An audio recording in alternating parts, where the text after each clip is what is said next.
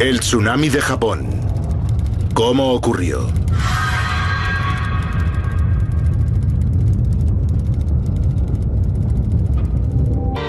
El origen del desastre está situado a 100 kilómetros de la costa.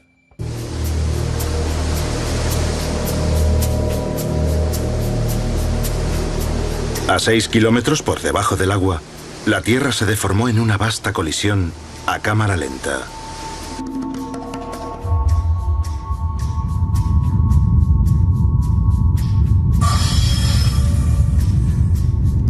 La corteza terrestre está formada por varias losas rocosas del tamaño de continentes, las placas tectónicas. Japón está situado sobre una de las líneas divisorias entre esas placas. La placa del Pacífico se desplaza 8 centímetros al año, la misma velocidad a la que crecen las uñas. La placa del Pacífico se mete por debajo, enganchando y arrastrando parte del terreno en su recorrido. La placa en la que se asienta Japón se comprime y se comba bajo la presión. Una tensión inmensa se ha ido acumulando a lo largo de décadas y de siglos. La energía que provocó este terremoto lleva 200 años acumulándose. Está causada por el movimiento de la placa del Pacífico hacia la placa de Eurasia. Piensen en una goma elástica gigante que llevara 200 años tensándose. El 11 de marzo de 2011, a las 2:46 de la tarde, hora japonesa, la tensión llegó a un punto de ruptura. La cantidad de energía liberada en un terremoto de este tamaño es enorme y hay que medirla en unidades muy grandes. Si la comparamos con la bomba atómica que destruyó Hiroshima, este terremoto fue probablemente como 2 millones de veces aquello. Una cantidad de energía impresionante. Eso irradió ondas de choque.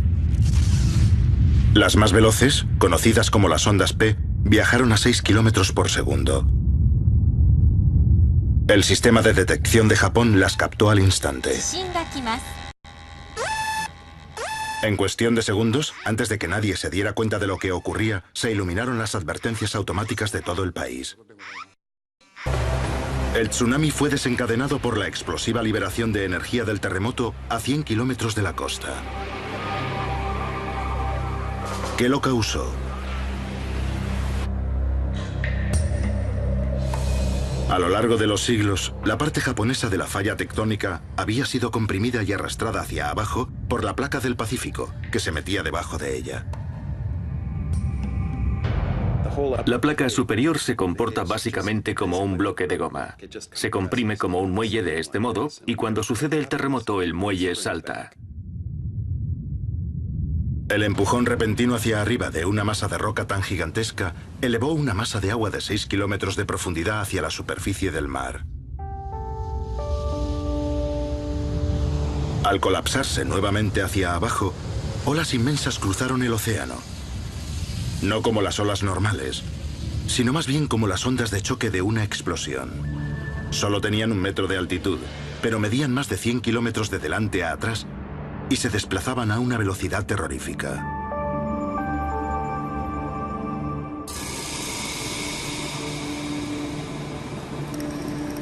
La energía elevó el suelo marino.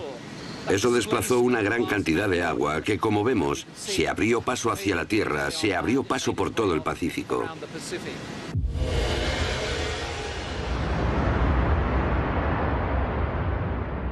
Un lado de la ola cruzó a toda velocidad por el Pacífico.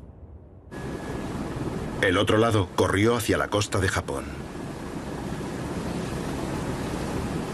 Los tsunamis viajan muy deprisa, a una velocidad que depende de la profundidad del agua. Si se produce en el océano profundo, el tsunami viaja muy deprisa. Llega a alcanzar la velocidad de un avión a reacción.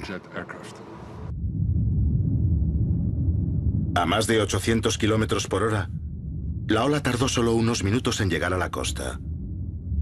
Allí, la menor profundidad frenó la parte frontal de la ola. Pero la parte trasera, más veloz, seguía avanzando. Empezó a adelantar a la parte frontal. El aumento de la presión empujó al agua hacia arriba, produciendo una marea en ascenso.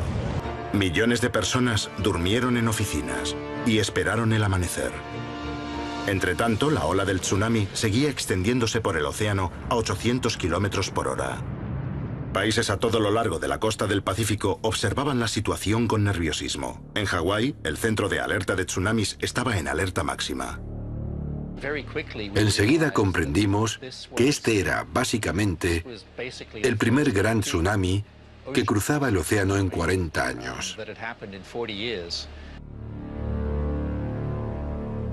Intentaban calcular con frenesí cuándo y dónde golpearía la ola a continuación. En ese punto entramos en estado de alerta para todo el Pacífico, lo que implicaba otro mensaje y muchas llamadas. Punto de alerta estatal, aquí el centro de alerta de tsunamis del Pacífico. Hawái emitió una alerta de evacuación. La gente se dirigió a terreno alto. La ola que golpeó Hawái tenía 1 metro de altura. Causó daños, pero por suerte la distancia la había debilitado. Esta vez no se perdieron vidas. Con la ola ya muy disminuida, los países del Pacífico fueron reduciendo sus alertas. Pero Japón despertó a una pesadilla. Los científicos continúan con el análisis. De todos los datos que han reunido, emana todavía una amenaza muy clara. Los expertos llevan años advirtiendo de un terremoto grande, seguido de un tsunami cerca de Tokio. Las líneas de la falla debajo del mar al sur de Tokio están peligrosamente tensas, pero esta vez el terremoto se produjo en el norte. Lo que se esperaba es un deslizamiento de la placa de Filipinas hacia el norte, hacia la placa euroasiática. Y lo que ha ocurrido ha sido un deslizamiento de la placa del Pacífico hacia la placa euroasiática.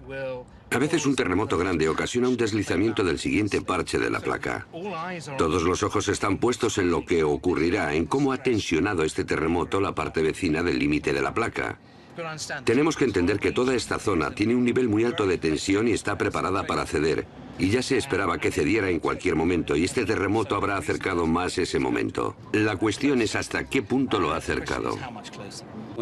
Cuando se produce un terremoto como este, básicamente toda la tensión que libera en la corteza terrestre se transfiere a otra parte, no desaparece. Añade carga a otras partes de la corteza.